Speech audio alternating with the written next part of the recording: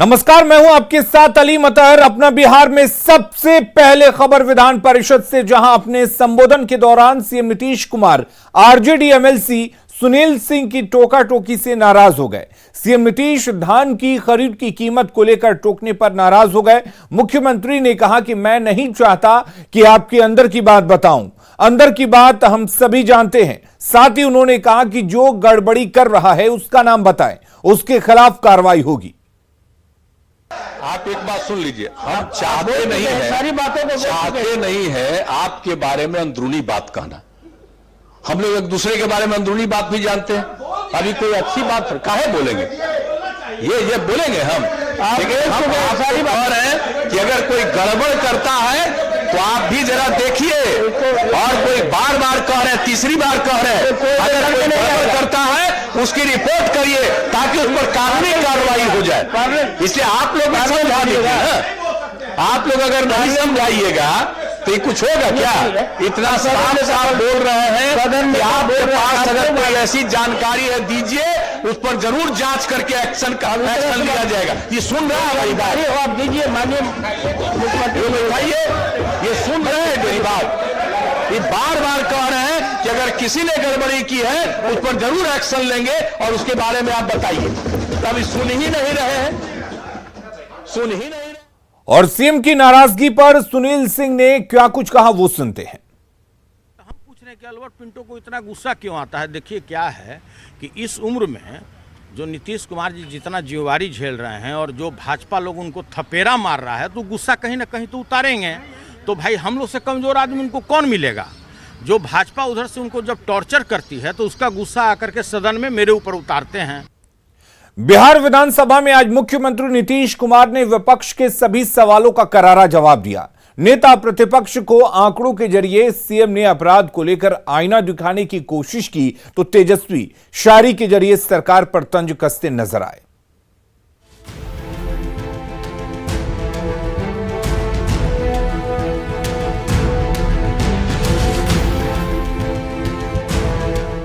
बिहार विधानसभा में मुख्यमंत्री नीतीश कुमार ने राज्यपाल के अभिभाषण पर चर्चा के दौरान विपक्ष की हर बात का जवाब दिया, हर सवाल पर जमकर पलटवार भी किया।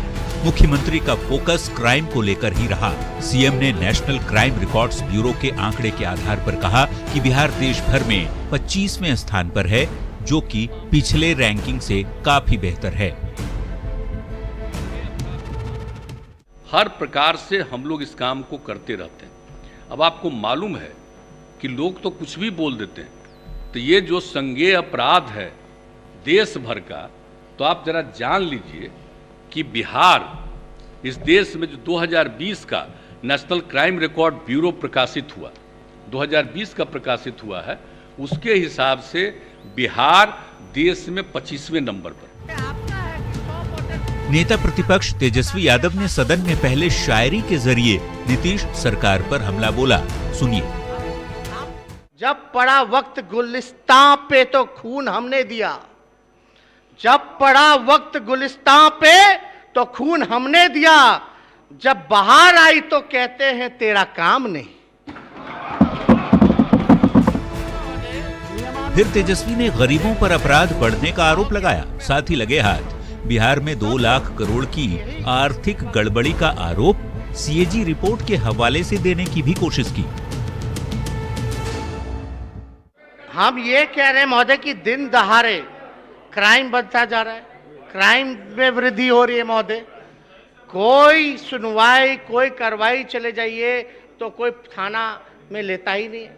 कितने ऐसे मामले हैं महोदय जो सब लोग, जनता जो है मिलने आती है, अब बोलती है कि कोई कार्रवाई नहीं, अब देखते हैं तो भाई पूरा गरीब, और केवल गरीबों पर अब तक जो है सरकार में 80 घोटाले से भी ज्यादा हो गया, एक पर भी जो है कार्रवाई नहीं होता। भ्रष्टाचार के इतने आरोप लगते हैं लेकिन सुनवाई नहीं होती।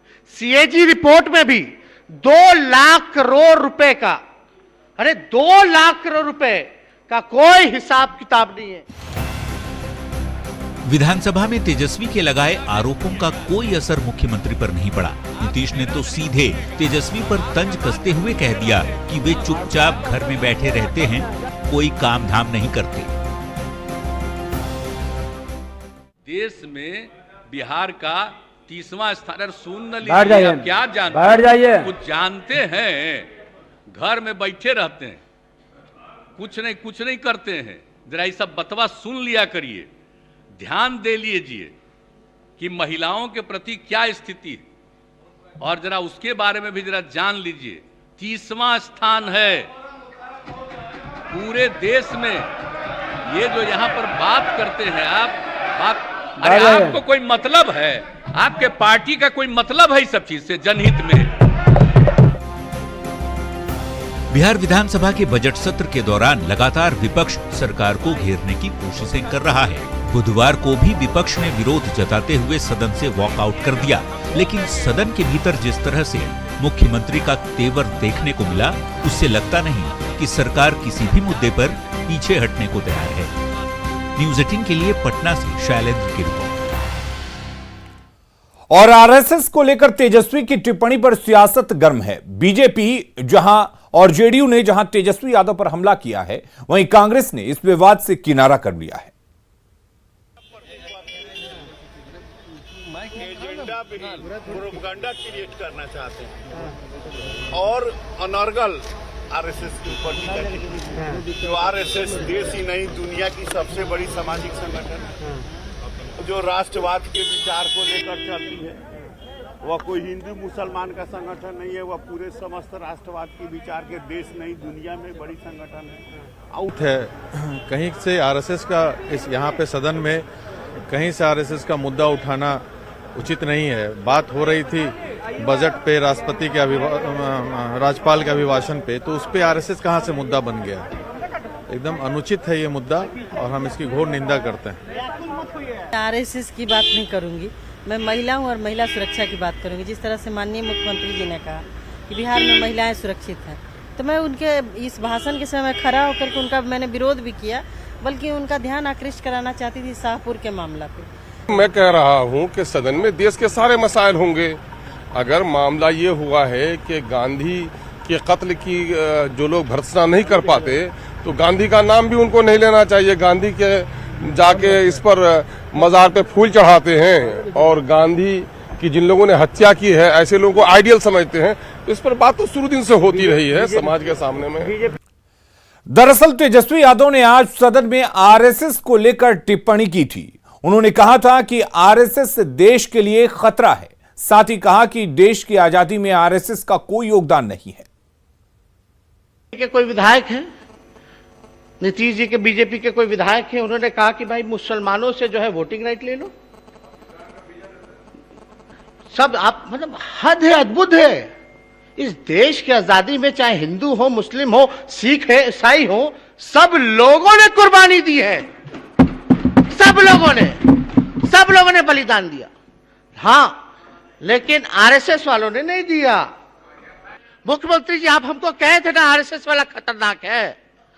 आज ये खुलेआम ही लोग कर रहे हैं आपके रहते हुए। आप तो बात की बात करते थे।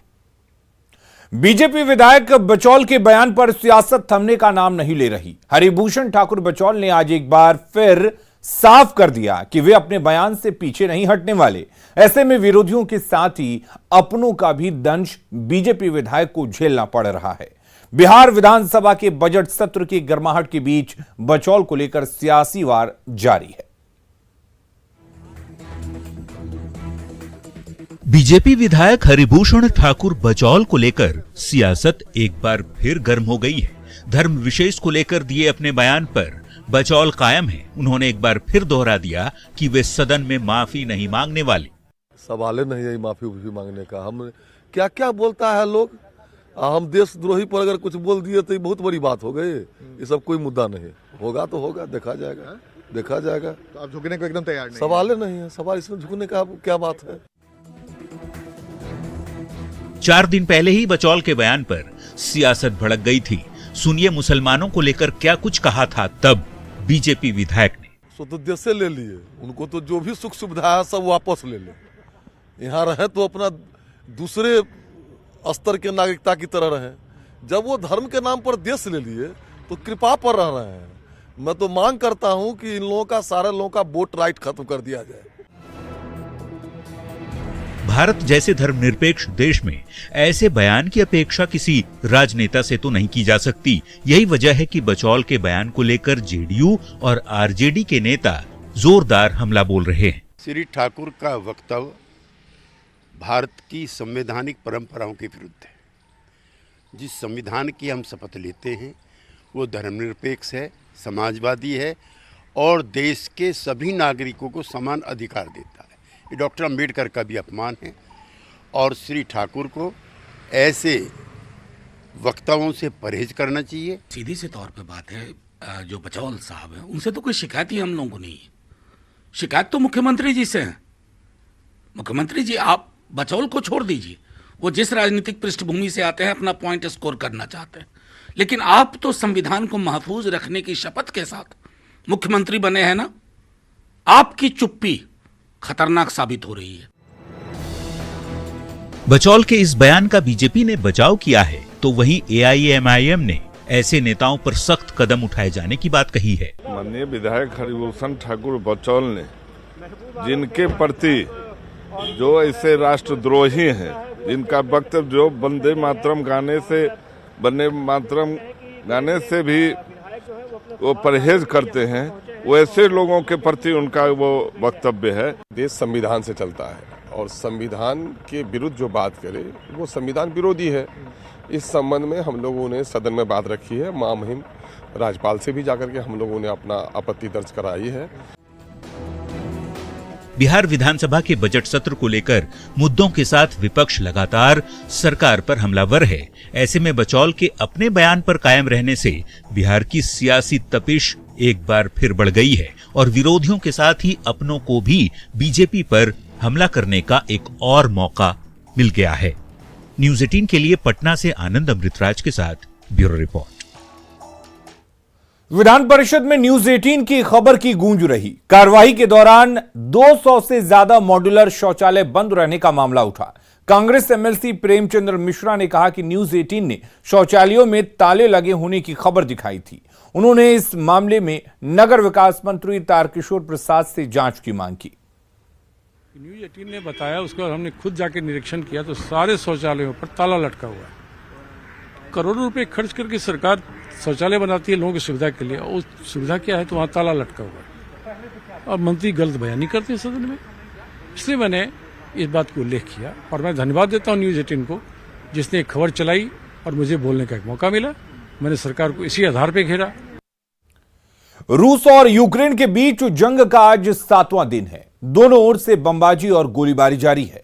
मौत के मंजर के बीच भारत का ऑपरेशन गंगा खुशियों के खेप लेकर भारत लगातार लौट रहा है। आज भी बिहार के कई छात्र यूक्रेन से भारत लौटे हैं।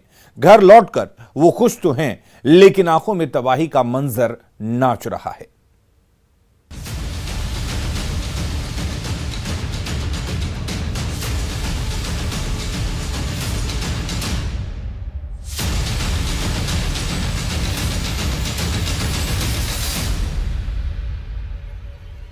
यूक्रेन के शहरों में तबाही का ये मंजर युद्ध की विभीषिका बता रहा है। ताबड़तोड़ बम वर्षा और अंगारों के बीच लोग एक एक सांस के लिए जंग लड़ रहे हैं, लेकिन तबाही के आलम के बीच भारत का झंडा बुलंद है। यूक्रेन से भारत के छात्रों को लाया जा रहा है। यूक्रेन से पटना पहुंचे ये हैं नितेश, जो अपने घर तो लौट आए हैं, लेकिन तबाही का वो मंजर अभी भी उनकी आंखों के सामने नाच रहा है। क्या सब देखा था? पढ़ने में टाइम लगे हमें। बॉम्बिंग की आवाज़ हमने सुनी है, मिसाइल की आवाज़ें सुनी है, टैंकर्स की भी आवाज़ सुनी। और तो और जब हम लोग जाते थे सामान लेने के लिए तो वहाँ पे राशन वाशन कुछ नहीं होता था, कुछ नहीं मिल रहा था। पानी की बहुत कमी थी, पानी भी हमें बहुत गंदा पानी मिला था। भारत सरकार ने भरपूर प्रयास। हाँ, प्रयास तो हर जगह हो रहे। क्या नाम हुआ आपका? नितेश कुमार। अब जरा इनसे मिलिए। ये है मुंगेर की स्नेहा, जो यूक्रेन में मेडिकल की पढ़ाई कर रही थी, लेकिन युद्ध की वजह से मुंगेर वापस आना पड़ा। केंद्र सरकार और बिहार सरकार की पहल से ये अब अपनों के बीच हैं, लेकिन दोस्तों के फंसे होने की टीस मन को साल रही है। थैंक यू बोलेंगे कि उन्होंने बहुत हेल्प किया, उन्हीं की वजह से सारे बच्चे, मैं भी यहाँ तक पहुँची हूँ। पर मैं अभी भी कुछ 0% भी खुश नहीं हूँ, क्योंकि मेरे सारे फ्रेंड्स अभी भी वहाँ पे स्टक हैं। जब तक वो नहीं सही से इलाहाबाद आ जाते तब तक मैं बोलूँगी मैं यूक्रेन में फंसे भारतीयों को वापस लाने के लिए केंद्र सरकार ने ऑपरेशन गंगा तेज कर दिया है। इसके तहत भारतीय नागरिकों को वापस लाने के लिए अगले 3 दिन में 26 फ्लाइट शेड्यूल किए गए हैं। इतना ही नहीं, भारतीय एयरफोर्स भी ऑपरेशन गंगा में शामिल हो गई है। अब तक करीब 12,000 भारतीयों को यूक्रेन से लाया गया है। न्यूज 18 के लिए पटना से रजनीश और मुंगेर से अरुण शर्मा की रिपोर्ट।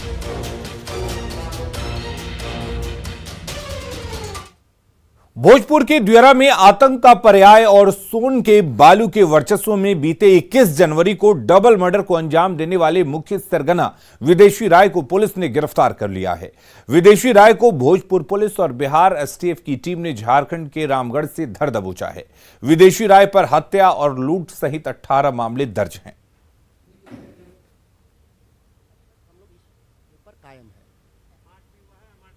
हम लोगों के पास जानकारी थी कि इसमें एक गैंग करके कार्य करता है, जिसमें विदेशी राय गैंग है, जिसके कुख्यात विदेशी राय हैं, जो अपने कुछ साथियों के साथ एक गिरोह चलाते हैं और अवैध माइनिंग का भी कार्य करते हैं और उनके द्वारा कुछ घटनाओं को भी अंजाम दिया गया। अपराधी पर कई संगीन आरोप हैं। इनके पास हम लोगों के रिकॉर्ड में अभी तक पता चला है कि 18 केस दर्ज हैं, जिसमें से कई हत्या के और बालू चोरी के और तरह तरह के संगीन रंगदारी वगैरह के भी मामले इन पर दर्ज हैं। आय से अधिक संपत्ति मामले में स्पेशल कोर्ट ने इंजीनियर रामदास शर्मा की संपत्ति जब्त करने का आदेश दिया है। इसके लिए 30 दिनों का समय दिया गया है। जांच में सिंचाई विभाग के इंजीनियर रामदास शर्मा की करोड़ों की अवैध संपत्ति का पता चला है।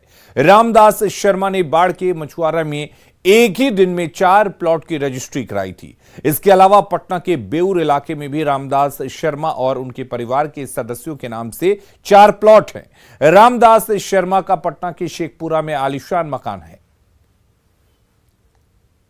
वो जब्त करने का इनका आज आदेश आया है माननीय न्यायालय द्वारा और ये इंस्ट्रक्शन दिया गया है माननीय न्यायालय द्वारा कि 30 दिन के अंदर डीएम पटना को आप ये प्रॉपर्टी जो पारा एफ में दिखाया गया है उसको आप उनको सुपुर्द कर दें, अन्यथा डीएम पटना को पुनः ऑथराइज किया गया कि by taking necessary action in accordance with law आप as per section 18(2) of the act, Bihar special court act, आप उसको जब्त करें। बिहार विधान परिषद के 24 सीटों पर होने वाले चुनाव की तारीखों का ऐलान हो गया है। भारत निर्वाचन आयोग ने इसको लेकर नोटिस जारी कर दिया है। 24 सीटों पर स्थानीय निकाय से होने वाला चुनाव 4 अप्रैल को होगा। इसे लेकर 9 मार्च को नोटिफिकेशन जारी होगा। उम्मीदवारों के नामांकन करने की अंतिम तारीख 16 मार्च है। और आपको बता दें कि उम्मीदवारों के नामांकन की स्क्रूटनी 17 मार्च को किया जाएगा।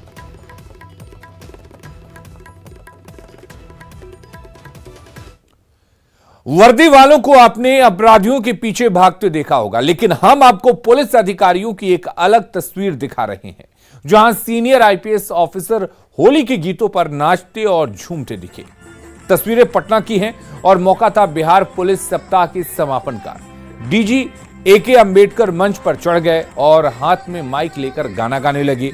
एडीजी रविंद्र शंकरन भी मंच पर चढ़ गए और ठुमके लगाकर एके अंबेडकर का साथ दिया। तो डीजी विनय कुमार और डीआईजी शत्रुनील सिंह ने ठुमके लगाकर महफिल में जान ला दी।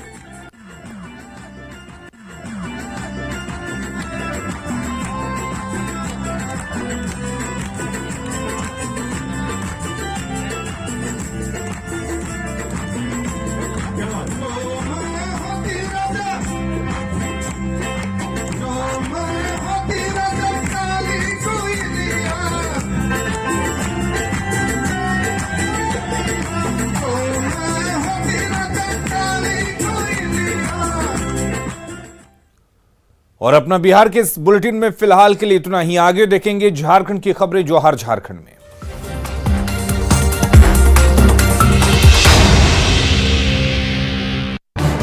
इस न्यूज हेडलाइंस के प्रायोजक पेट सफा आयुर्वेदिक जून।